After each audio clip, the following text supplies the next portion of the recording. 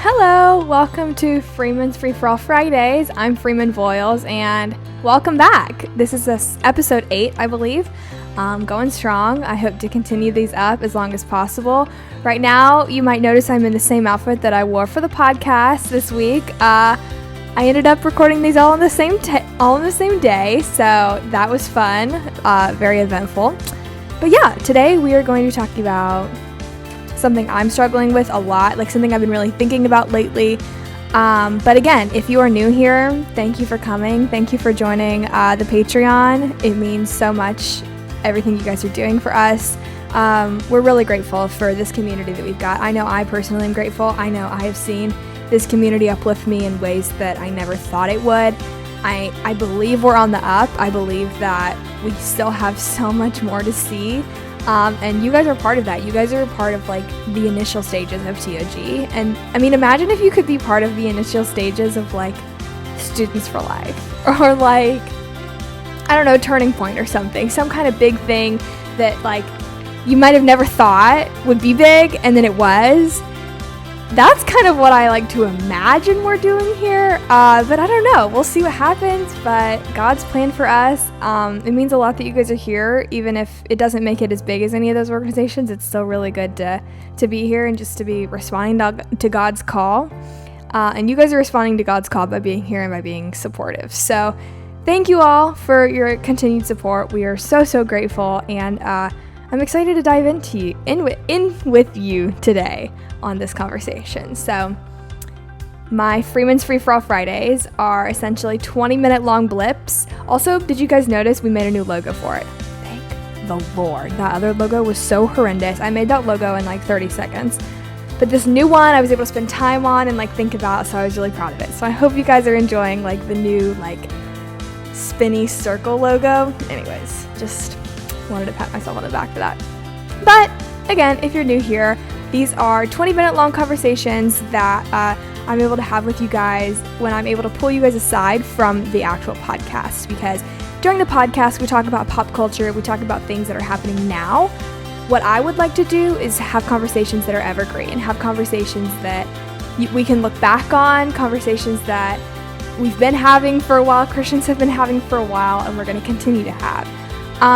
So there might be current event things that I talk about here, but for the main part, it's going to be discussions that we've been wanting to get to, discussions that involve a little bit more depth, and that's why we're here. So, without further ado, welcome to Freeman's Free For All Fridays, episode 8.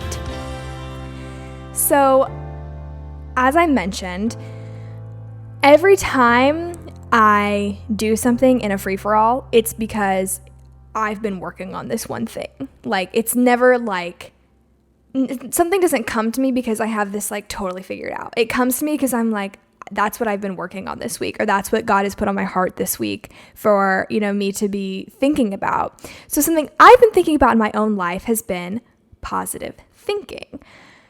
Specifically, I have been really empowered by the notion that you can control your thoughts.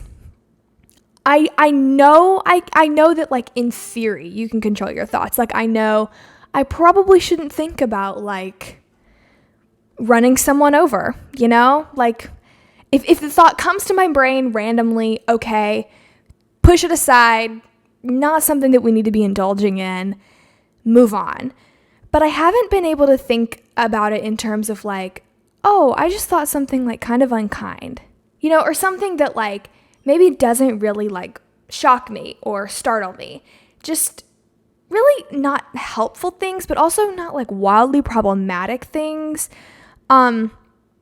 So being able to be aware of even just the negative things that pop into my mind, especially the unhelpful negative things that pop into my mind, has been the first step in kind of addressing this. But I just want to talk about why we should be thinking about this, because you might think, well, nobody sees my thoughts. I'm the only person that knows my thoughts. What harm is it, especially if I'm not acting on it?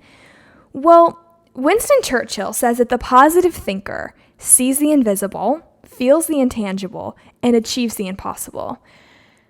I would say I'm at about a 4 on my ability to like be positive in my own brain. I say externally, I'm a lot better. I can be kind. I can say things that maybe I kind of have to force myself to say nice things. And that's okay. It's okay that like internally I'm a little bit more reserved than I am externally.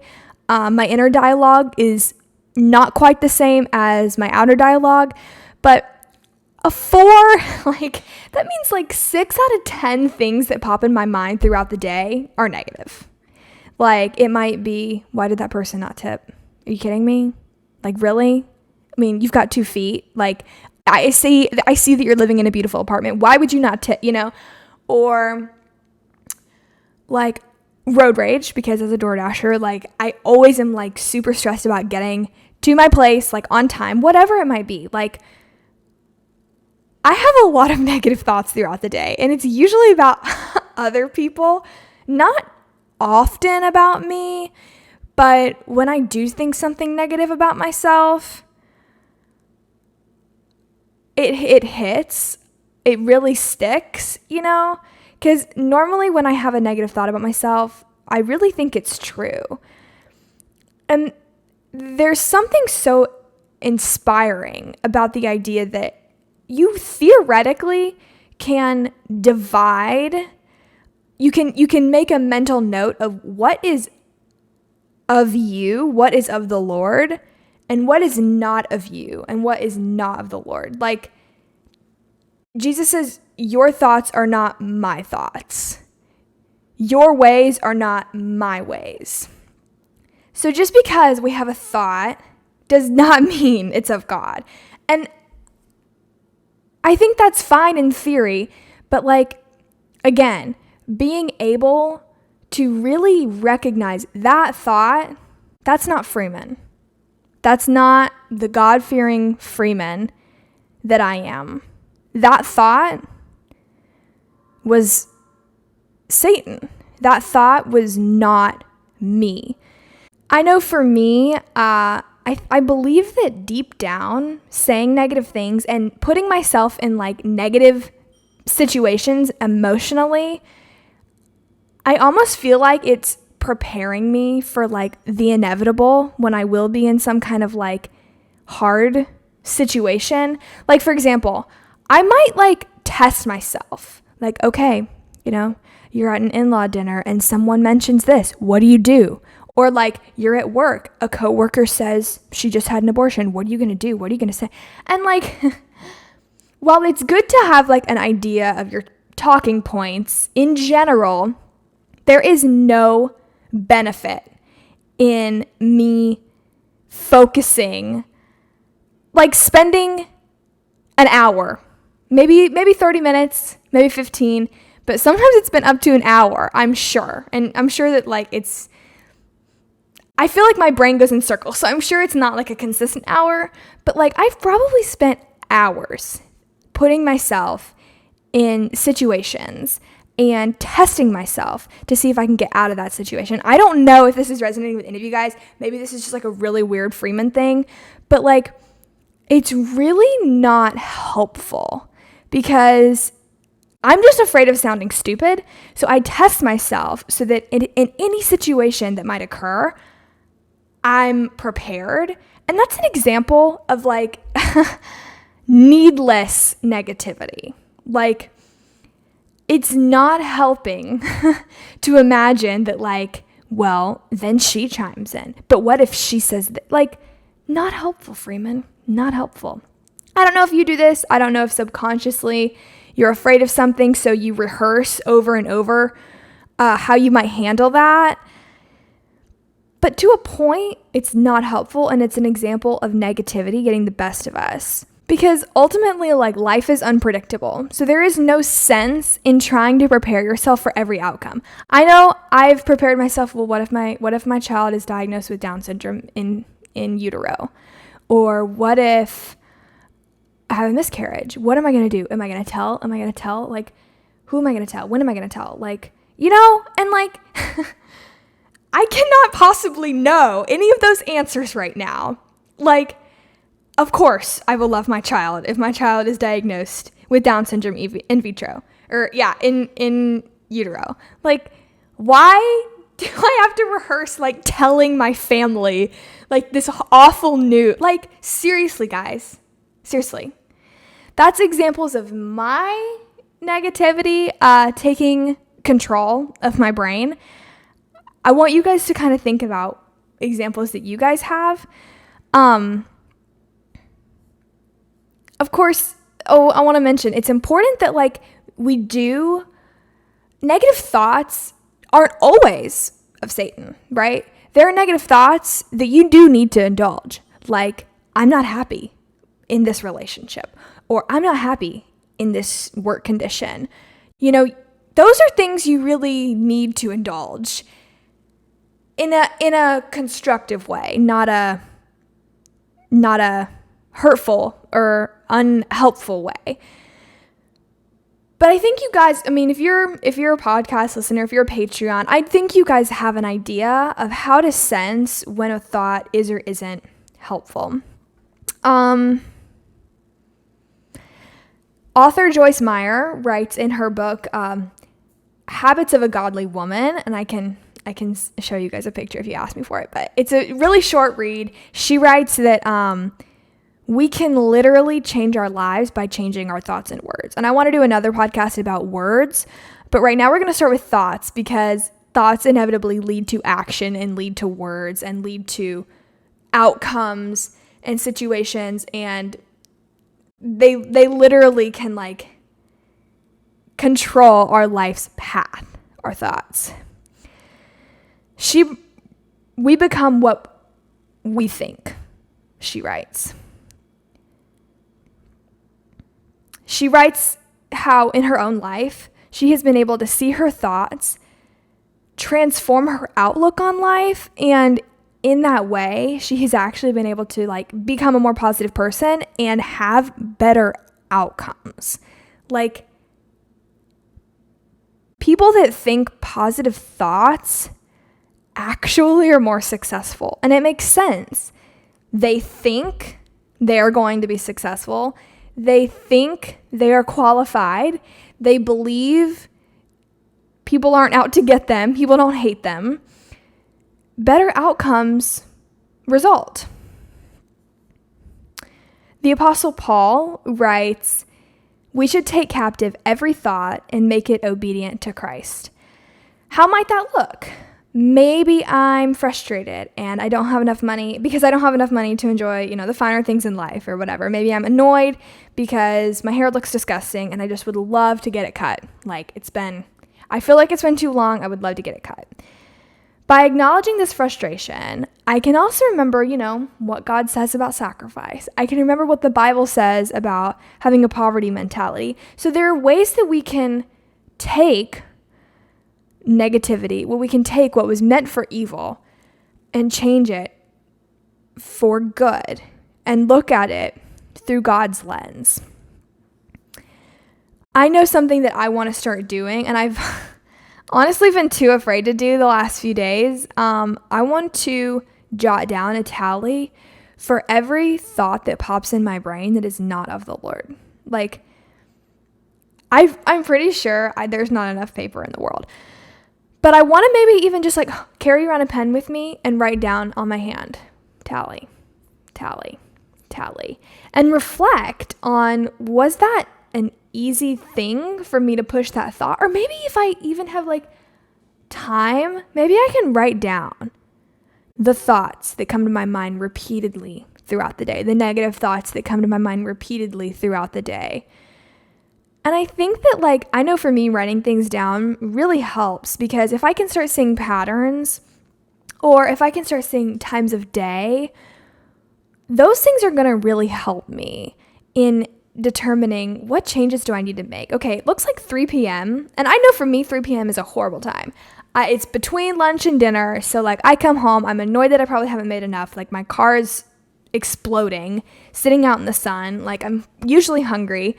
And I'm having a lot of negative thoughts during that time of day.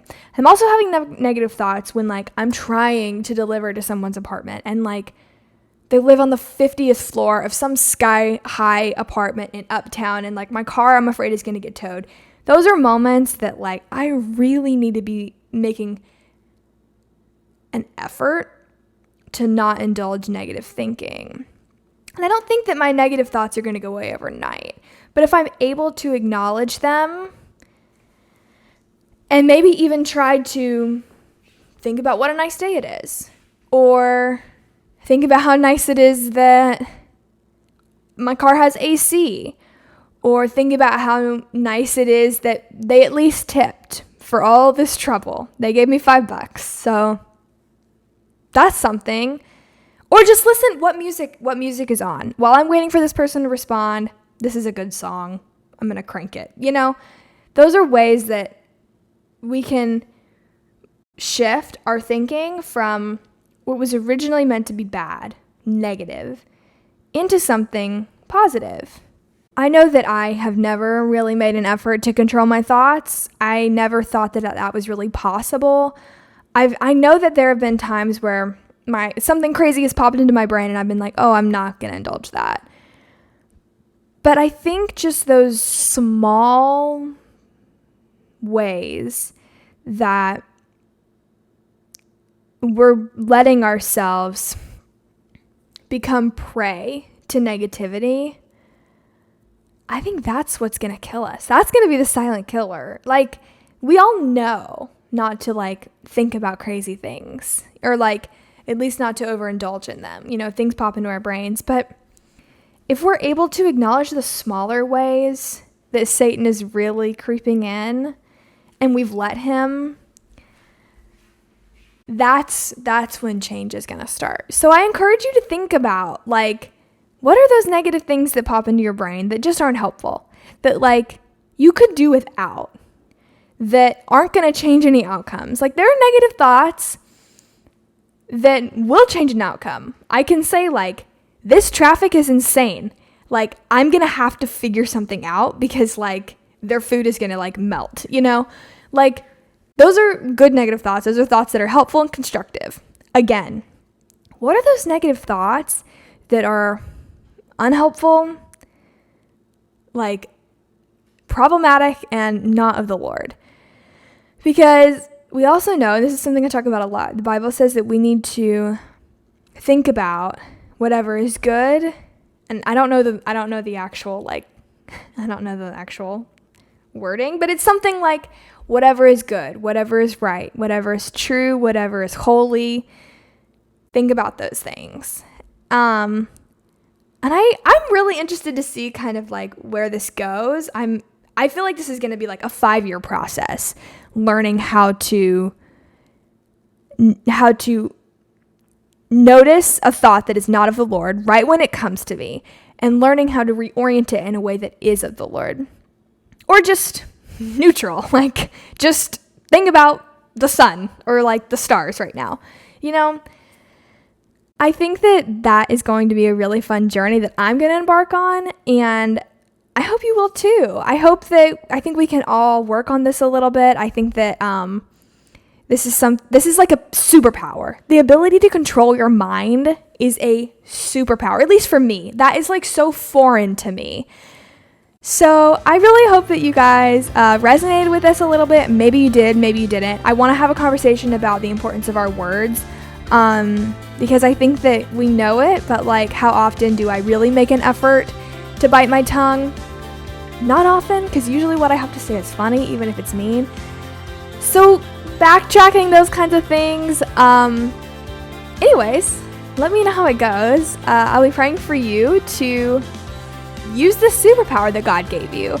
It can like change your life, supposedly, and why not give it a shot? So I hope you all have a great night, day, evening, however, wherever you are listening. Peace out.